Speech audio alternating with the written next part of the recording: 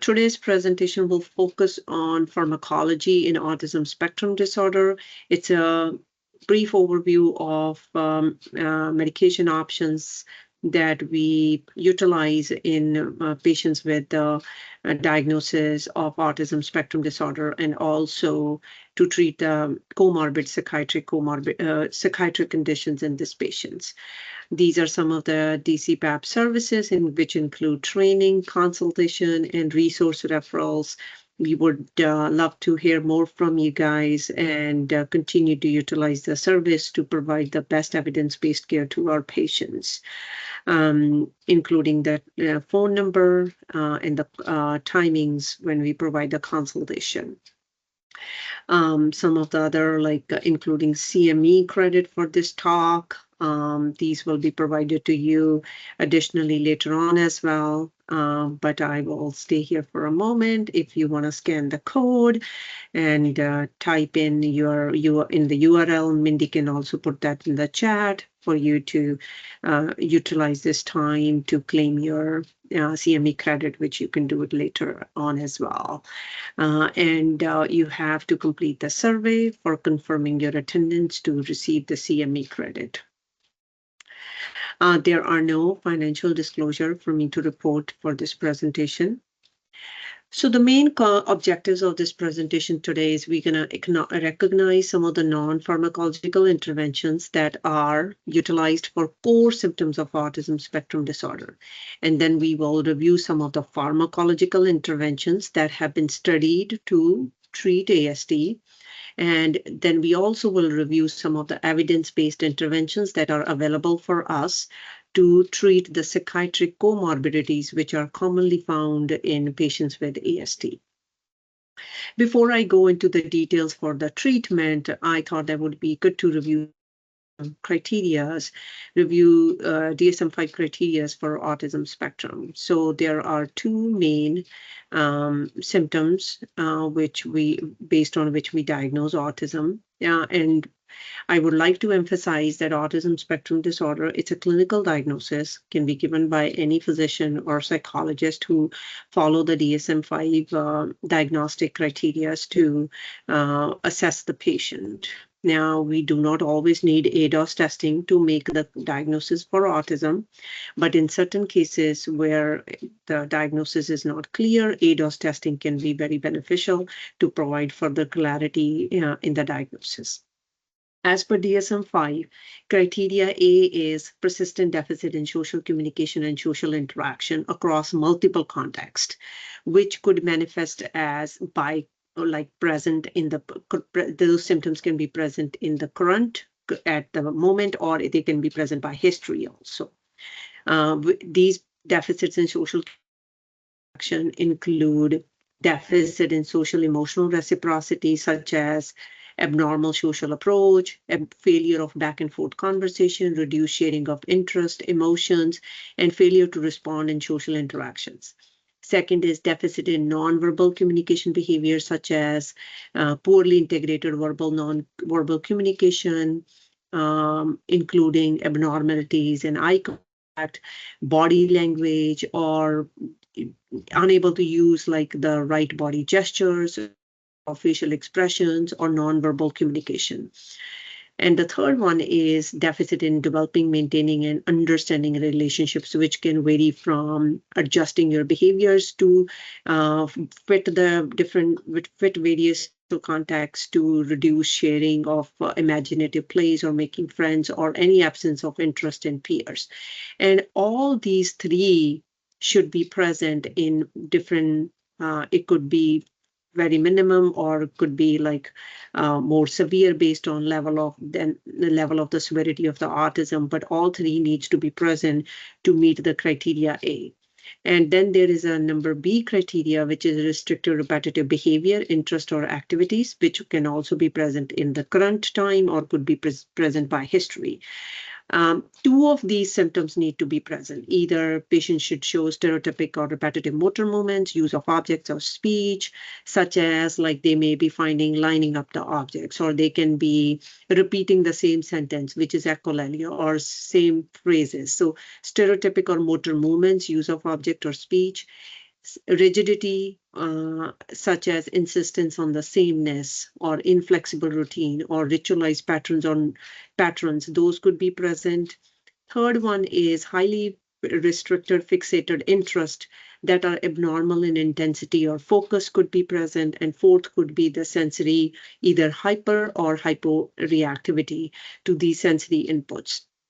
And out of these four, we only need two. If we have two from B criteria, all three from A criteria, and these symptoms are present from the early age, and they are causing significant impairment in social, occupational, or important areas of functioning, and they can't be explained by intellectual disability, then we are we can give the diagnosis of autism spectrum disorder to that patient.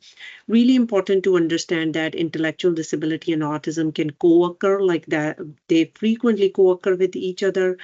To make the diagnosis, comorbid diagnosis, that patient has both autism and intellectual disability, social communication should be below that expected for general developmental level. So if someone has intellectual disability, they are certainly going to be low on their social domain as well. But if they are also autism spectrum diagnosis, in addition to intellectual disability, their social domain should be below their cognitive domain. And then we also categorize the autism by level 1, level 2, and level 3. All these patients may need very varying amount of services based on their functioning level. And these are some of the specifiers that are recognized in DSM-5. It could be with or without intellectual impairment, which is basically intellectual disability. It can be with or without language impairment, and it can be present with another neurodevelopmental, mental, or behavioral disorder, or if the autism spectrum can be also found with catatonia or any other medical or genetic condition or environmental factor. So those are some of the specifiers that can be utilized while you're taking care of the ASD patients. Reviewing the prevalence data, we have seen that over the time, the prevalence rate has been increasing. Reason behind is that question have been raised that, oh, is it increasing that now it's more, something has happened that autism is occurring more often. But the idea is that autism was always there.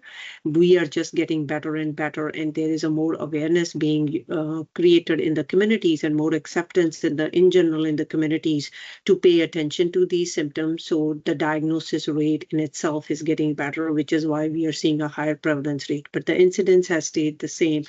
There has not been, nothing has happened in the environment that could have caused this sudden increase or like overall increase in all these years. It's more diagnostic testing, more awareness, and acceptance of the diagnosis, and in general, paying more attention to these symptoms by the pediatricians that have been helpful to acknowledge, to recognize these symptoms early in the years. So current rate as of the data from 2022 conducted by CDC, it's 1:31. Some of the key highlights about autism before we go further into the treatment, that boys are more likely than girls to be diagnosed with autism. And then specifically the prevalence is 3.4 times higher among boys than girls. Marginalized populations such as Asian Pacific Islanders, Hispanic, multiracial, they have higher prevalence of ASD than white children.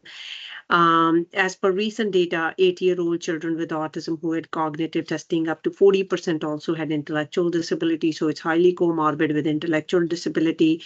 And then more children are being diagnosed with autism at a younger age, which also goes back to more screening being done by the pediatricians at a younger age group to recognize these patients. And the children born in 2018 was 1.7 times more likely to be diagnosed with autism by age 4 as compared to children born in 2014, which also speaks to the effective screening measures. And we talked about the boys being more diagnosed compared to the girls, but in ASD, in diagnosis in the girls is also subject of conversation among the researchers and scientists that why this difference exists. One of the hypotheses, it's like overlooked more than rejected. There is something called camouflaging of the symptoms in girls compared to the boys. Diagnosed females overall showed like lower restrictive stricter repetitive behaviors as compared to males, which can also lead to more like missed opportunity at certain points. And then differences insufficiently captured by standard measures may include autistic females displaying female gender typical narrow interest, higher social attention, linguistic abilities, motivation for friendship, more camouflaging than autistic males, which can lead to lower diagnostic prevalence in the females than compared to the males. Diagnosed young girls are also more likely to have better cognitive development, less intense symptoms of autism, and a reduction of the symptoms of autism over time. And in general, females are also interpreted more as shy or passive as compared to the boys, which can also lead to that, oh, maybe it's just something that would get better over time and not seen as a autism spectrum. So this is the history of the autism spectrum over the years, starting from 1949, when kids with some of these symptoms were acknowledged, but really not known what do they have. In 1987, in 1980s, first time it came in the DSM-3 as infantile autism, and then it becomes autism disorder in DSM-3 revised 7 years later. In DSM-4, we had a little bit of more categories for autism, such as Asperger, PDD, NOS, or autistic disorder.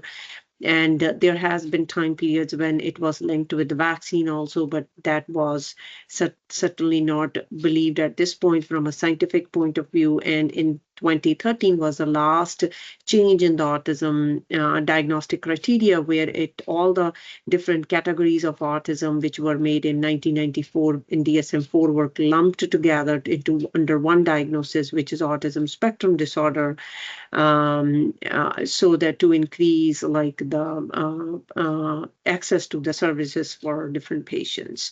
That happened in 2013. So going to the treatment that we were going to discuss today, some of the non-pharmacological interventions that we need to be aware about autism once the autism diagnosis has been made, something like ABA is that considered as a gold standard treatment for autism spectrum disorder. But not every patient does need ABAs. This is more for patients who have more behavioral disturbances. They can benefit more with these services compared to the high functioning autism where the needs could be slightly different. Then there are certain other models also, such as early intensive behavioral interventions, early start Denver model, pivotal response training, then something called JASPER, joint attention symbolic play engagement regulation. These are all interventions that are utilized to address some of the social skills and behaviors that we commonly see in autism. And social skills training is we commonly recommend for patients who have very prominent deficits in social interactions, especially the higher functioning autism patients can really benefit from this. And it is utilized in children like older middle schoolers, and also in the teenagers, and also in the young adults. And then there are other non-pharmacological interventions such as TEACH, which is treatment of education of autistic and related communication handicapped children model. And then there is a parent training, which is modified PCIT for autism patients. And then also cognitive behavioral therapy for anxiety and depression, which is modified to fit the needs of the autism patients. So these are some of the behavioral interventions that you will come across that many therapists who work with autism patients might be utilizing one of these techniques. In state of Delaware, what I have seen mostly is that we do have services where children are getting ABA services, and then where we have like social skills services, parent training, and CBT for anxiety and depression. So these are something to be aware of what your patients are getting outside. Applied behavior analysis, it's, as I said, it is very commonly utilized as psychotherapeutic intervention to address the behaviors. In what it is in this approach, the problem behaviors persist because they produce the desired consequence. Desired consequence could be that the child gets a preferred item, or like desired consequence could be like whatever the child is looking for. So this is based on, ABA is based on concept of reinforcement or negative reinforcement, or if the child is producing those behavior for sensory stimulation or pleasurable consequence or attenuation of anything painful that they don't like.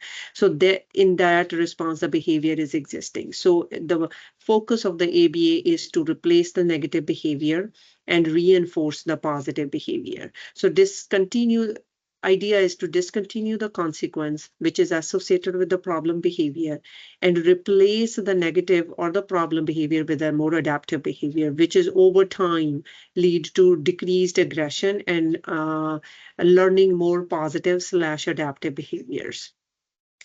This is what I talked before, also parent training. This is the study that's showing how effective it can be.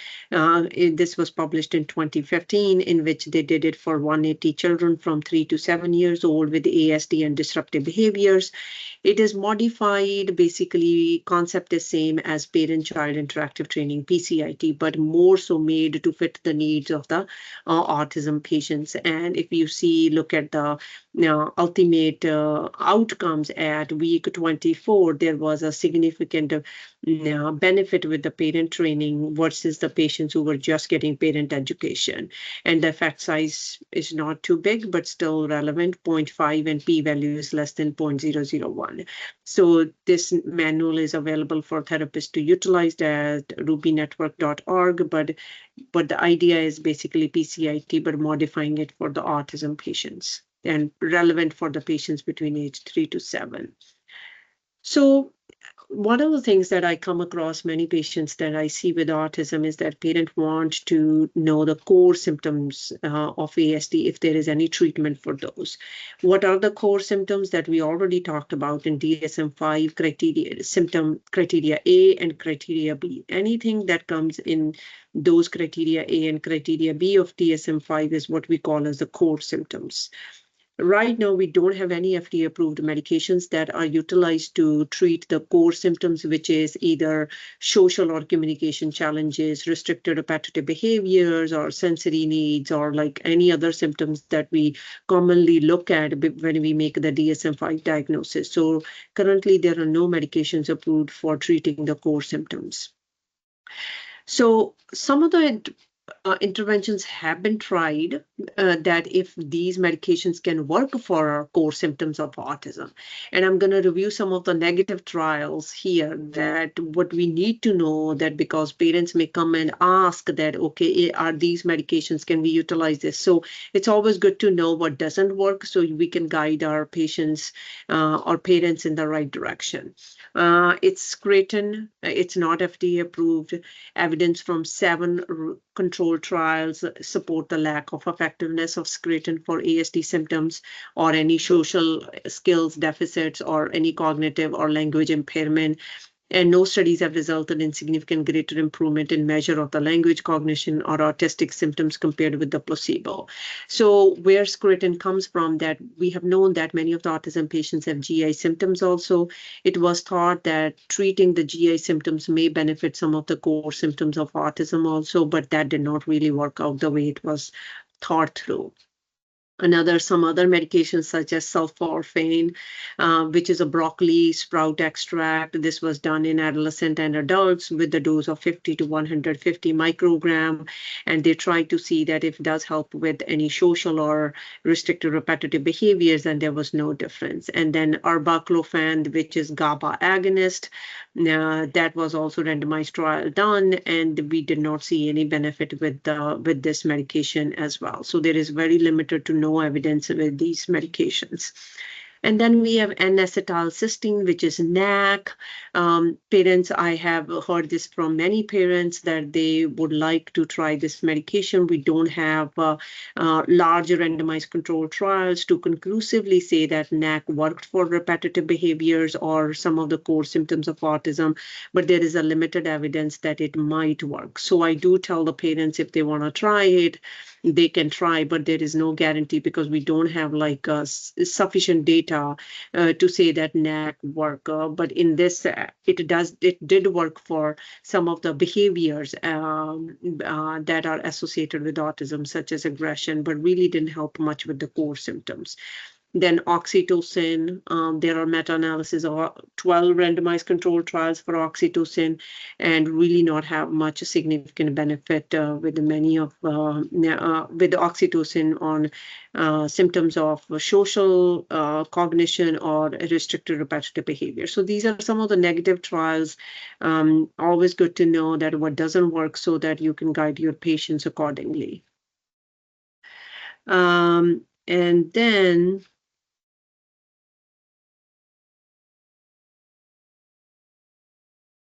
the next one is memantine, which is NMDA receptor antagonist, which was also thought to be beneficial in autism since it works on NMDA receptors. And there were 5 randomized controlled trials done, and then there was a meta-analysis done in 2022, which also did not show any benefit with the social responsiveness, like social communication challenges that autism patients experience, but there was some benefit seen in these trials with the lowering of the anxiety symptoms, and it's also not FDA approved for autism. At this point, we don't have enough data to say that memantine works for the autism. Then there were like another meta-analysis that was published in 2021 in JCAP, where there was meta-analysis of about 64 randomized controlled trials with close to like 3,500 patients. And what we've seen was the largest benefit with restricted repetitive behaviors is with the antipsychotics, which are commonly utilized medications for the behaviors in patients with autism. And we know that risperidone and aripiprazole are FDA-approved medications to address the irritability in patients. But that being said, it was still very small effective size. And then there was some also benefit seen with medications such as fluoxamine, which is SSRI, buspirone, bumetanide, Depakote, guanfacine, and folinic acid. But these studies were very small, have not been replicated. I recently had a patient who asked for folinic acid supplement, but it was not covered, and there is very limited data, and we were not able to get like prior authorization approved from the insurance company. So some of these medications like folinic acid, if someone wants to try, may have to pay out of the pocket as well. And then some other medications that have been discussed in this meta-analysis is oxytocin, omega-3, SSRI, methylphenidate, did not show much benefit in reducing the restricted repetitive behaviors compared to the placebo. And this is I know this is a busy slide, but this is what it has shown. If you look at the top, and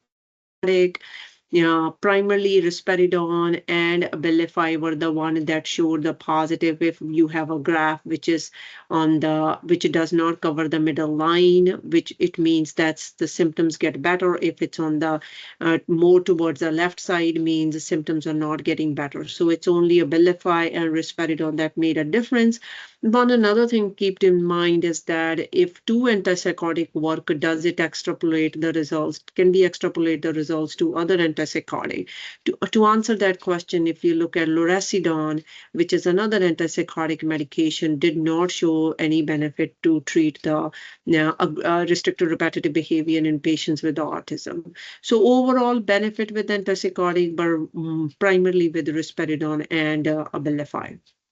Not much benefit with SSRIs, some single trials benefit shown with fluoxamine, which is and Buspar. Stimulants did not show any benefit. Oxytocin did not show any. Omega-3 fatty acid, we did not get much benefit.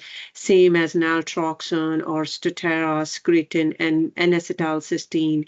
Very limited benefit, and vitamin D, bumetanide. So some of these medications are there, but we don't have enough data to show that these would work in most patients. Now coming down to some of the ADHD, some of the psychiatric comorbidities such as ADHD and autism, which is one of the most common psychopathology. Many patients with autism spectrum are also have a comorbid ADHD symptoms. Anti-ADHD medications such as stimulants and non-stimulants are the commonly used medications in patients with autism. Methylphenidate is the most commonly prescribed stimulant in youth with ASD, and we have the clinical trials also primarily done with methylphenidate. And atomoxetine is FDA approved. Guanfacine is also FDA approved for ADHD 6 and above. So this is the slide that shows you all the trials that have been done for methylphenidate. I will just highlight some of the key points in this slide, which will show that many of these patients were had an intellectual disability and have a baseline irritability also. And many patients, when they received the stimulant, had a worsening of baseline irritability. So that is one of the common side effects that you can see in autism spectrum patients, that someone who has baseline irritability need to make the parents aware that it might get worse also.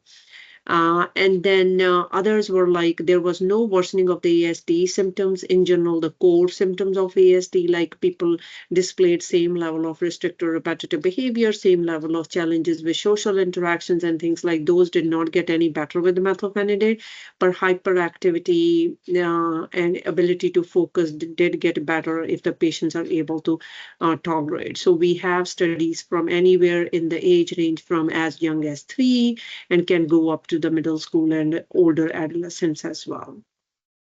And then we have trials done in autism patients with atomoxetine, which is a non-stimulant medication. Again, the same, like no worsening of the ASD symptoms, but ADHD symptoms get better. Expect the same irritability at baseline be a negative like correlating factor. Once you start the medicine, they may have worsening of the irritability in those patients, so need to monitor the irritability symptom in with autism. Similarly, with guanfacine, a significant level of irritability at baseline. Many of these patients who received guanfacine typically expected efficacy. Adverse effects were kind of like a little bit higher than typically expected, and no worsening of ASD symptoms. What it means for us is that these medications do work for patients with autism who have ADHD, but many of these patients do also experience a lot of side effects with these medications. So ideal would be you start very low compared to the other patients where you might start with 5 milligrams. With these patients, you may just start with 2.5, give them an opportunity to get kind of build the tolerability and then slowly go up on the dose of the medication and keep assessing the irritability. So major limitation of these trials is that many of these trials had intellectually impaired individuals which already had a baseline irritability, and there were no trials that are done with amphetamine salts, which is Adderall and other medications in this class, but we still end up utilizing amphetamines also in this patient population if they are intolerable to methylphenidate, but have to be monitoring and being watchful very closely. So talking about some of the other comorbidities such as depression, anxiety in autism patients, as you can see that there is a higher prevalence of anxiety in children and adolescents and also in adults. Greater risk in high functioning autism patients, which basically are the patients who don't have intellectual disability. And there is a higher comorbidity of depression and suicide, which is rising at a very greater, like with the rising in the last few years, we have more and more data that suicide rate is rising incrementally in adult population who have a diagnosis of autism.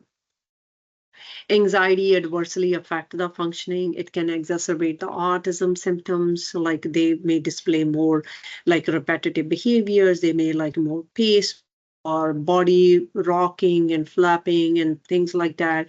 It can interfere with the treatments for ASD. Indefinitely increases the parental stress and the anxiety and can impact the daily living, employment, and relationships. So do impact like significantly in psychosocial functioning of the patient. There are different like types of anxiety in autism patients. If you look through the lens of the autism, the typical anxiety that you see in a neurotypical patients may not be similar in autism patients. They may have a fear in social situations without reporting fear of negative evaluation. They may not say that they are being judged by people, but just in general social situations may be fearful. They may have an excessive fear about novelty or change, like if something new, a sudden change in the schedule, that can cause an anxiety. And then worries about or related to special interests, like something helps them calm down and they are not able to do it, that can cause anxiety. And then certain other varied phobias like hand dryers or men with beard can be related to some sensory stuff. Those things can cause anxiety. So really have to assess the anxiety through the lens of autism compared to in neurotypical patients, which where you can follow the DSM-5 criteria the way it is written there to assess for those anxiety disorders.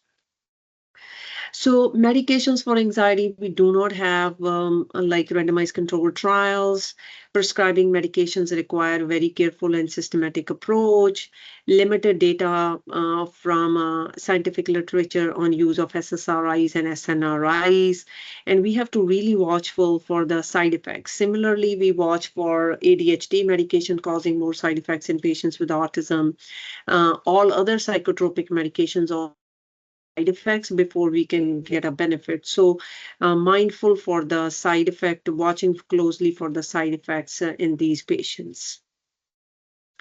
SSRI dosing, what has been said is that if you start at certain dose for your neurotypical patient, maybe half that dose you put it for patients with autism, just because of their sensitivity to side effects, tolerability to different psychotropic medications, like sertraline, starting dose 12.5 to 25. Fluoxetine could be 2.5 to 5 milligrams. Citalopram, again, same 2.5 to 5. Escitalopram could be 1.25 to 2.5, can go up to 20 milligram. So really thinking about that these patients may benefit, get the same benefit at lower dosages also, but also if you do a rapid titration can cause more side effect than doing any benefit for your patients. And depression can also present differently in patients with autism compared to neurotypical patients. Like in autism patients, they can present more as anger, aggression. They may not do the same repetitive behaviors that help them calm down, sudden like change in the special interest. Or fixated behaviors that normally use changes in those, and regression in language or adaptive functioning, like they're not able to take care of themselves the way they used to, or more compulsive behaviors, or it can also present as a catatonia. Mindful for all those symptoms that patients may not be able to tell you in detail that I am sad, I'm depressed, but more assessment based on collateral taken from the parent and also evaluating the patients at the same time to assess that if there is an underlying mood problem, such as depression in patient with autism. Assessment, again, we still have to keep DSM-5 symptoms in our mind, but looking through the lens of autism. Are these new symptoms and are these causing impairment, like asking about suicidality at every visit? And are there any new stressors in life? And what are the support systems? Being aware of what are autism symptoms that are baseline for this patient and how they have changed over time since the patient is experiencing these mood and anxiety symptoms. And then incorporating some of the non-pharmacological interventions such as psychotherapy in addition to the medications. As I said, psychotherapy includes CBT, which is cognitive behavioral therapy, which can be modified to adapt to the autism patients. And then mindfulness has also shown benefit in patients with autism. For pharmacotherapy, as I said before, there are no randomized clinical trial. If we are using SSRI, being very watchful for the side effects and assessing the suicidality to assess the need for any inpatient psychiatry hospitalization. And irritability and agitation is another common comorbid factor that we commonly see in this patient. These are some of the areas that you need to do the assessment before we make a plan really nice flow chart that was published in 2016 to address the irritability and problem behavior in patients with autism, a practice pathway for pediatric PCPs for pediatric primary care, in which you assess for the safety. If there are no safety concerns, really looking for the causative or etiology of the behaviors. Like, are there any medical problems such as constipation, ear infections, or pain that need to be addressed? Are there any difficulties using functional communication? Then a referral to the speech language pathology would be a good idea. Are there any new psychosocial stressors that have come up, could have caused these irritability or aggression? Are there any maladaptive patterns for which ABA would be a good referral? And to make a referral for ABA, we certainly need, before that, we need functional behavior assessment, in which the assessment is done about what is the antecedent, what is the behavior, and what is the consequence to change that maladaptive reinforcement pattern. And then also considering if there are any co-occurring psychiatric conditions, which we have talked about, like missed ADHD or depression or anxiety, that need more consideration for treatment before to address the irritability or problem behaviors. Once these factors have been assessed, in the meantime, can consider pharmacological intervention based on the etiology, constructing an individualized treatment plan and the safety plan, and then implementing the plan and monitor the symptoms. If the symptom persists, continue to reevaluate to see if further interventions are needed based on like severity of the symptoms. Psychopharmacological interventions for behaviors. We know that aripiprazole and risperidone are FDA approved for irritability in autism as a high strength evidence for both of these medications, but there are some other off-label medications also. We have utilized guanfacine, clonidine, which has showed benefit with aggression in patients with autism. Then some mood stabilizers such as Depakote, lithium, carbamazepine, lamictal have shown some benefit to address the aggression in these patients. When we use antipsychotic, really important to know about the side effects of antipsychotic medications, which is primarily measurement of the metabolic screening, metabolic side effects, and for pediatric patients, basically blood pressure, pulse, fasting glucose, lipids in the first time every 3 months, and after once it's done at 3 months, then every 6 months need to be repeated. So that we can monitor the side effects closely. Height, weight, BMI need to be done every visit, along with the lifestyle behaviors such as healthy eating habits, exercise to be incorporated on a daily basis to address the weight gain. So some of the common side effects with antipsychotic is the weight gain, extrapyramidal symptoms, and sedation. For the weight gain, we do have some positive data with the metformin. This was published also in 2016. And if you look at the study, at the end results of 16 weeks, we had a benefit in decline in BMI over time. So this was a 16-week RCT. The dose was initiated at 250 daily, changed to 250 BID, then changed to 500 BID, 850 BID. One of the major side effects that I see, and it was also replicated in this trial, was like GI side effects. Some of the autism patients are not able to tolerate metformin. So I try to be as slow as possible at times, but it is difficult at times to get to the dose that you would like to have the patient be on to address the weight gain. One of the things to keep in mind is that metformin does not help in weight loss, but it does help stabilize the weight, which means that if the patient is taking antipsychotic over time, they do not gain more weight. So I keep an eye that if someone has gained more than 7 pounds in the first 4 weeks, those are patients at high risk. So better initiate early than later. So that would be helpful for weight gain with antipsychotics. And so, concluding the presentation for today, we know that there are no FDA-approved medications for treating the core symptoms. Autism is a very like a highly comorbid condition with other psychiatric conditions such as ADHD, anxiety, depression. So, multimodal approach is needed where you look at these symptoms through the lens of the autism.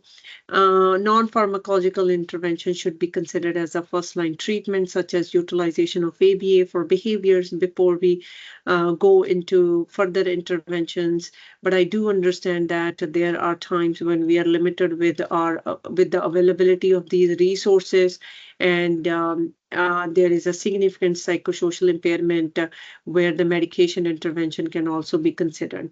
And if we are considering pharmacological interventions, they have to be utilized very carefully with great caution, as they have a higher propensity for the side effects, especially with the antipsychotics and other psychotropic medications in individuals with autism.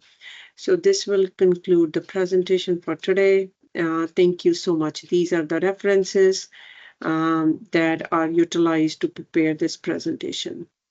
Thank you.